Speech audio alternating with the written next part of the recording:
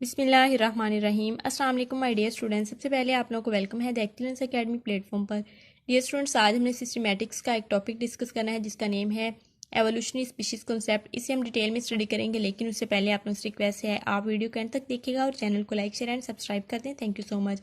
Evolutionary species concept की जब हम बात करते हैं तो जितने भी टेक्सोनोमिस्ट या पैलेंटोलॉजिस्ट थे वो बायोलॉजिकल स्पीशीज़ कॉन्सेप्ट के साथ सेटिस्फाइड नहीं थे, वो एग्री नहीं करते थे, क्योंकि उनका मानना था ये वाला जो कॉन्सेप्ट है ये सिर्फ और सिर्फ लिविंग स्पीशीज़ के ऊपर ही एप्लीकेबल है। ये एक्सटिंक्ट स्पीशीज़ या नॉन लिविंग स्पीशीज़ या ऐसी स्पीशीज़ जो फॉसिलाइज्ड फॉर्म में है उनके ऊपर एप्लीकेबल नहीं है। तो उन्होंने जो साइंटिस्ट थे उन्हें बहुत ज़्यादा प्रॉब्लम्स फेस करना पड़ रही थी इस कॉन्सेप्ट को लेके, बायोलॉजिकल स्पीशीज़ कॉन्सेप्ट को लेके। तो इस वजह से फिर एक अदर स्पीशीज़ कॉन्सेप्ट की ज़रूरत पेश आई जिसे एवोल्यूशनरी स्पीशीज़ कॉन्सेप्ट का नेम दिया गया। सबसे पहले सिम्पसन ने इसकी डेफिनेशन को प्रपोज किया। उन्होंने कहा कि जो एवोल्यूशनरी स्पीशीज़ होती हैं वो एक लीनिएज होती हैं, यानी कि एंसेस्ट्रल डिसेंडेंट सीक्वेंस होती हैं पॉपुलेशन में, और ये इवॉल्व होती हैं सेपरेटली फ्रॉम अदर्स, और इनके अपने ही एवोल्यूशनरी यूनिटरी रोल होता है और टेंडेंसीज होती हैं। तो इस जो ये कंसेप्ट था एवोल्यूशनरी स्पीशीज़ कंसेप्ट, इसके अंदर बहुत सारे ड्रॉबैक्स है जिस वजह से साइंटिस्ट ने इसको रिजेक्ट किया।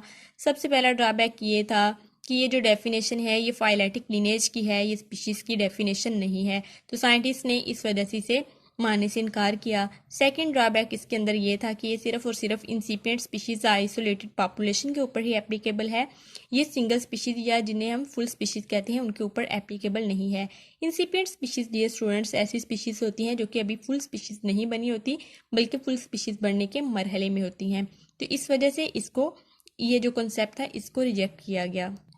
थर्ड इसके अंदर ये था कि ये वाला जो कॉन्सेप्ट है ये एंसेस्ट्रल डिसेंडेंट सीक्वेंस को टाइम डिमेंशन के लिहाज से अरेंज नहीं कर पाया था, जिस वजह से साइंटिस्ट ने इसको रिजेक्ट कर दिया था। सिम्पसन ने बाद में इन प्रॉब्लम्स को सॉल्व करने की कोशिश की थी, लेकिन वो साइंटिस्ट को सेटिस्फाई नहीं कर पाए।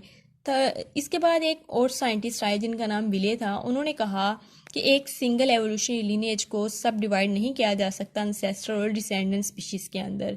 तो इसके रिजल्ट में सिम्पसन ने एक कमेंट किया। उन्होंने कहा कि could start with man and run back to पर्टिस still in the species Homo sapiens, के अगर इंसान से होमोसेपियंस से स्टार्ट कर रहे हैं और उनके जो एंसेस्टर हैं उन्हें पर्टिस बना रहे हैं, तो क्या ये पॉसिबल है? तो इस तरह से उन्होंने ये कमेंट किया अपना विले की डेफिनेशन के ऊपर। उसके बाद एक और साइंटिस्ट आए जिनका नाम हैनिंग था। उन्होंने आर्बिट्रेरी टर्मिनेट कर दिया हर स्पीशीज़ को, यानी कि उन्होंने हर जो डॉटर स्पीशीज़ थी उन्हें अलग पॉपुलेशन कह दिया और इंसेस्टर स्पीशीज़ को अलग पॉपुलेशन कह दिया।